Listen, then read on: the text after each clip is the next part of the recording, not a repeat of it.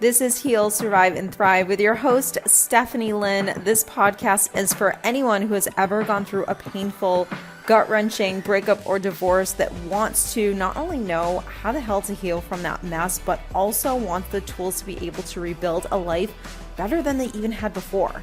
There are no victims here, so if you want to hear the real truths about what you should and shouldn't be doing to move on, then stay tuned.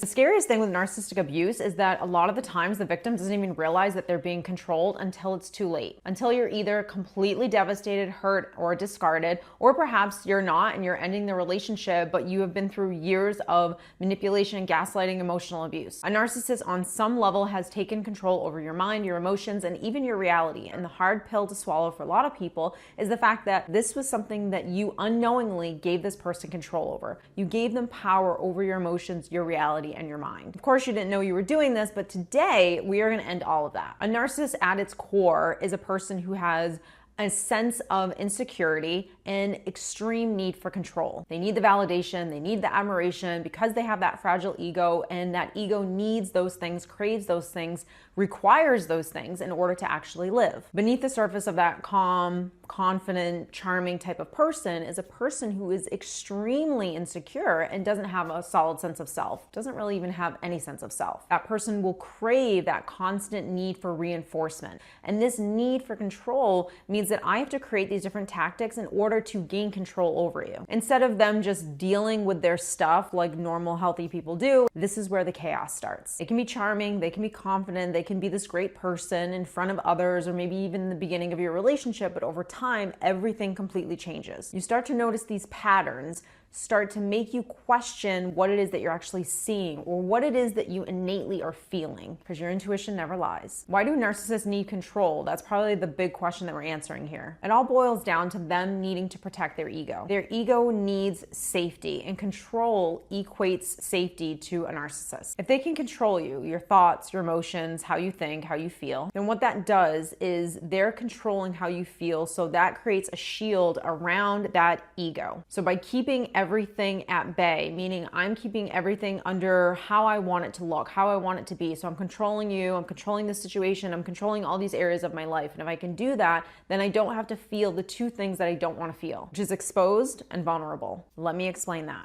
For most of us, vulnerability is a part of life. It's something that we've all experienced, and sometimes it's very uncomfortable, and sometimes it actually can make us heal. For most people, vulnerability is something that is really difficult to do, especially if you're wounded. Even though it might be something that's been hard for even you to do in your own life, it's still something that's somewhat manageable. For someone who's narcissistic, that is absolutely not the case. Vulnerability to a narcissist is absolutely terrifying. It's not even something that's even remotely on their radar. It's not something that they want to do. They don't want to be able to expose themselves and get deep with a person and, have that rock, have that soulmate. Whereas you or I, if you're a little wounded and you have some abandonment stuff or anything that you possibly have been through, you kind of almost crave vulnerability. On one level, you've put up a wall to it, but on another level, you actually still deeply crave it. That level of vulnerability is an absolute threat. It threatens their ego, it threatens their sense of power over you. If they lose control, then they run the risk of feeling uncomfortable. They also run the risk of having to face truths about themselves. So when you or I have been vulnerable and it's been uncomfortable, it's because maybe we did something wrong, maybe we said the wrong thing, we weren't our best selves. And we all know what that feels like. Of course, it feels uncomfortable, but it also helps to kind of shape us and change us and help us to grow into a better version of ourselves. We learn from those experiences. We're not so deeply wounded that we're covered in such levels of shame that we cannot overcome being uncomfortable in that level of vulnerability. To someone who's narcissistic, this is the one thing that they don't want to do, because this is the one area of life that they never want anyone to see. They don't want anyone to see that they're not perfect. They don't want anyone to see that they did something wrong. They don't really want to hear how their behavior hurt you. They don't want to appear like they're really not that powerful, like they're really not that strong. Basically, they don't want to appear human. And if you can't appear to be human, that means that you're not going to be able to connect with another human, because how you connect emotionally is through vulnerability. One of the things that they will absolutely crave, because they're not going to expose themselves, or nor are they going to be vulnerable whatsoever, is this perfect image. Everything is perfect. beautiful life, beautiful family, beautiful money. We're so incredibly happy. Like everything is just picture perfect all the time. Whether it's being seen as the smartest person in the room or the most successful, most desirable, the best family. Of course, we all know that this image is just a facade. But unfortunately, if you're wounded, you're gonna fall right into that trap of just believing the facade, feeding into the facade. Because deep down, they don't really believe that they're actually good enough. They don't believe that anyone really cares about any of these things. It's one of those things that the more they say it, eventually they do start to believe it. If you start questioning them or even challenging them in any way, you're basically throwing a stone at that mirror that they've created. And if you throw a rock at that glass house, be prepared for backlash. They can't handle the cracks. They don't want to see the cracks. They don't want you to even expose the cracks. That's why they're going to do whatever it takes, whether it's silent treatment, gaslighting, manipulation, cutting you at your needs, triangulation. I mean, the list goes on of things that they're going to try to do to now hurt you for trying to throw a stone at that glass house. The real question with all of this, I think, is why do we fall for it? Like, why do we fall for all these tactics? Why do we allow them to control us on these levels? They are very masterful at making you believe that everything that they're doing is in your best interest. They'll twist things around and make it seem like they're actually helping you when they're not. It always comes back to their own agenda. It's probably the number one thing that they're always going to do, and that is they're going to try to gaslight you. They want you to doubt yourself. They want you to doubt that you're not really a good person, or you're not a good parent, or you don't have your child's best interest at heart, or that didn't really happen, or that, oh no, I did say that, you just forgot. They want you to doubt who you are, because if they can do that, then they can have control over how you feel about yourself. The only way you can be that strong of a person is if you've healed from codependency. If you have not worked on healing from codependency, you are still going to doubt yourself in an unhealthy way, because you're going to stay in doubt a little too long. Or the minute someone even questions you, you automatically think that they're correct. The scary thing is just the level in which narcissists will take this in order to really have you doubt your own reality. So it could be constant reinforcing of, no, that didn't happen. No, that didn't happen. And at a certain point, you start to go, wait a minute, did it happen? It's okay to question yourself for a second, but you have to be able to reinforce yourself what actually did happen or how you actually do feel. So as much as this person is trying to hammer at you, you have to be right behind that voice saying, no, this did happen. No, this did happen. Because whatever you repeat, whatever you absorb does become your reality. So the more you listen to that person and them doubting you, and you're not fixing it, you're not reinforcing your part or your reality, eventually, yeah, you're going to start to believe them. And this is where they start to have control over you. Love bombing is one of the things that every person who's been in a narcissistic relationship can look back and say, yep, that's what this was all about in the beginning. Whether you were with a man, whether you were with a woman, it doesn't matter what their tactics were, but the point of it is to reel you in. This person is kind of testing you. I'm going to do a little bit of this. I'm going to be Prince Charming. I'm going to be the woman of your dreams. And how you respond to that really will determine how much this person keeps giving you those things. It's normal to eat that stuff up, because who doesn't want to feel desired? Who doesn't want to feel important? Who doesn't want to feel loved or wanted or any of those ways? The deal breaker is when you're in dating, understanding what dating is about and understanding the difference between real love and real connection versus fake. Because love is not quick, love is very steady, and love is very slow. Real love will accept you and build you up, and fake love just wants to tear you down and make you feel bad about who you are and where you come from and what you want and how you feel. Real love is about partnership, it's about respecting what you have to say, and whereas fake love is really just about power and control. And real love takes responsibility, and fake love will just blame you. When you are struggling with codependency, one of the worst things that a person can do to you is give you the silent treatment. It is the most uncomfortable thing that you will ever go through. And if you are codependent and you know what this feels like, where it just feels so incredibly uncomfortable for someone to be mad at you or upset with you, then please comment down below, because I need to know where you people are, because that was definitely me for a very long time. If you or your partner struggle with snoring or sleep apnea, you know how exhausting it can be, literally. Poor sleep leaves you drained, irritable, and unfocused. And let's be real, it can put a strain on your relationship too. But what if there was an easy, affordable solution that actually works? I'd like to introduce you to SnoreMedic, the simple, doctor-recommended alternative to CPAP machines. The SnoreMedic Plus advanced device is designed to gently adjust your jaw, opening your airways so you can breathe easily and sleep soundly, all without the bulk, noise, or cost of traditional CPAP therapy. That means no more waking up groggy, no more rolling over 15 times a night, and no more frustrated partners heading to the couch just to get some rest. With SnoreMedic, you can wake up feeling refreshed, energized, and ready to take on the day. And the best part, you can try it risk-free for 60 nights. If it doesn't work for you, return it for a full refund, no questions asked. That's how confident SnoreMedic is in helping you get the sleep you deserve. So why keep struggling through sleepless nights? Reclaim your rest and your health today at trysnoremedic.com/heal.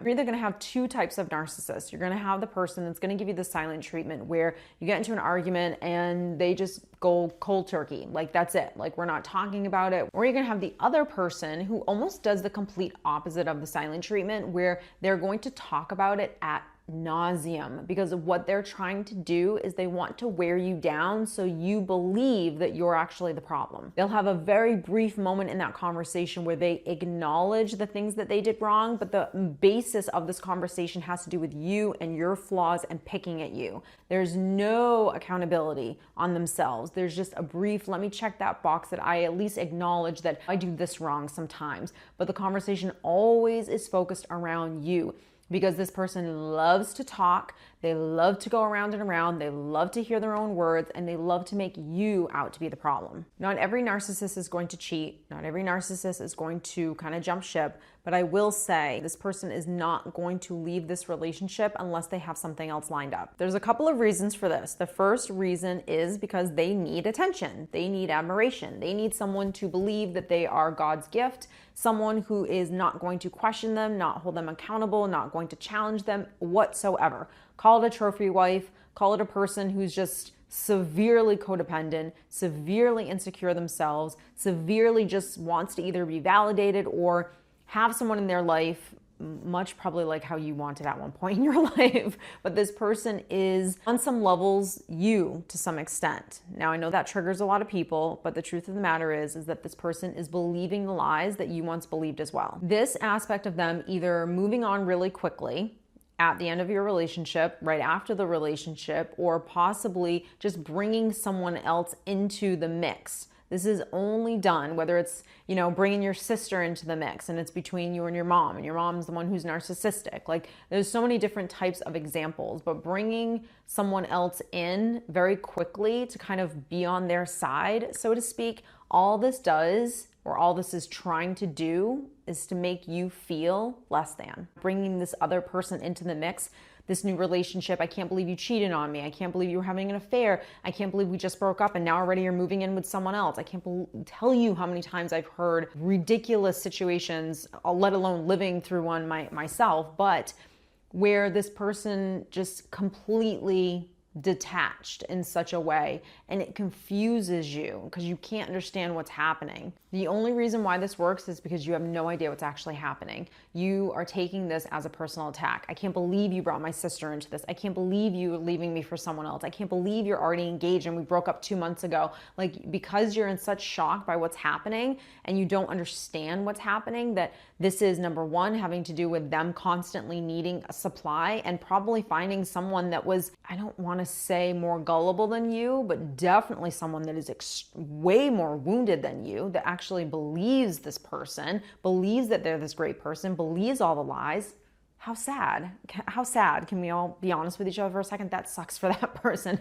But anyways, there's that happening. And there's also the aspect of, I just want to punish you. A lot of the times, especially when there's cheating involved and affairs, it has nothing to do with this person being better than you or any of those things. It is just about punishment. What they're doing is they try to use this new person to make you feel like you just weren't enough, or that they finally have found something better, or that this was actually the type of person that they really wanted when they didn't really want you, when at one point you were the love of their life. Makes no sense. They're using this person to be able to validate their own actions. And of course, they're doing it to make you then question your own worth. And because you don't know what's happening, because you haven't watched this video yet, but now that you are, you understand what's happening. You didn't realize what was going down before. You didn't understand, and so you took it personally, and your self-worth was affected, and your self-esteem, it did take a little hit. But now that's not going to happen anymore, because now you know what's actually going on. Whether you're in a relationship with someone who's narcissistic, you're coming out of it, it's a family member, this is all about you understanding how this person controls you. Not being controlled by this person is not something that's going to just happen overnight. You're going to understand this, of course, logically, and watch it again and again and again if you need to remember this stuff, but you're going to understand it logically, but emotionally you're still going to feel hurt. You're still going to feel less than. You're still going to feel frustrated. That codependency is still going to come through. That's why it's so important to understand how to take care of yourself emotionally and mentally. When you are coming out of these relationships, it is so much that you have to do in terms of rebuilding yourself. You can ignore all of this. You can do absolutely no work, and you will 100% still be the same person. And if you're going to have to go through, or if you've been through this really difficult situation, you want to get something out of this. You want this person to have taught you something about yourself, and not something that's just covered in negativity, like you can't trust people, or that all men cheat, or all women are this. We don't want to put those labels on relationships and people. We want to learn not just about outside people, of course that's important, but we also want to learn about ourselves, and we want to be able to heal not just from this relationship, but from a lot of things that were inside of us even prior to ever meeting this person. When I work with people, one of the first things that we go over is the past. And we sit there for a minute, we understand what are all the wounds and all the triggers that are still living inside of you. Talking about rejection, abandonment, not feeling good enough, not feeling seen, not being heard by people, like all of those things that are a lot of things stemming from childhood and even into your adult life. And being able to heal your emotional stuff is, it's absolutely the first step. You're not going to rebuild your sense of self and all of a sudden be so incredibly confident if you still have this huge daddy issue from when you were like 6 years old, or you're still triggered by men because you've been rejected and left so many times. So all of that stuff absolutely needs to happen. And then of course you have to be able to start really learning how to parent yourself and practice this stuff. And the only way you can really practice how to parent yourself is by setting goals. So when we are coming out of these relationships, there's so many areas within ourselves that we're working on healing from some of that stuff from the past. And we're also like working on our future and like setting goals and thinking about what it is that I want for my life right now. What do I want the next year to look like, the next 5 years? Like, what is the goal? And it could be little things and it could be big things. It can be, I want to start that business, I want to make $1 million, or I just want to be happy and I don't want to feel depressed anymore. It could be so many different things. And it's something that we go over in my masterclass. If you guys have not registered for it, I definitely urge you to take advantage of this opportunity where you can learn all of these aspects. You're going to learn about narcissism. You're going to learn about how to heal from emotional wounds like abandonment, rejection, betrayal, all of those things, which most of us, not most of us, every single person walking this earth has experienced abandonment on some level. So everyone is walking around with that wound. Everyone on some levels is walking around with I'm not enough and feeling like they're not enough. A big aspect of not being healthy is the fact that you just didn't learn how to emotionally take care of yourself. You either learn that we're just going to sweep this under the rug, or why should I feel this way? You learned a lot of shame, a lot of judgment, a lot of invalidation, but you didn't learn emotional health. And most people don't know how to take care of themselves emotionally. And that's where all these problems are stemming from. That's a reason why you keep attracting these people. It's because you just don't know how to take care of yourself emotionally. So if you are interested, I will link that masterclass down below for you guys to register. It's the new year. Let's get it started on a good foot. Actually take the time to invest in yourself. You invest in so many other things, other people, your kids, your family, relationships, your job. How many people can say that they honestly take the time to just do this little bit of work? I've coached so many people over the years that have said to me, wow, this really doesn't take that long at all. And I'm like, no, it doesn't. It just takes consistency. It's about knowing this stuff and being consistent with it. And the good thing is that whenever you need it, you can just resort back to it. I hope you guys are well. Take care. Happy New Year. And I'll see you in the next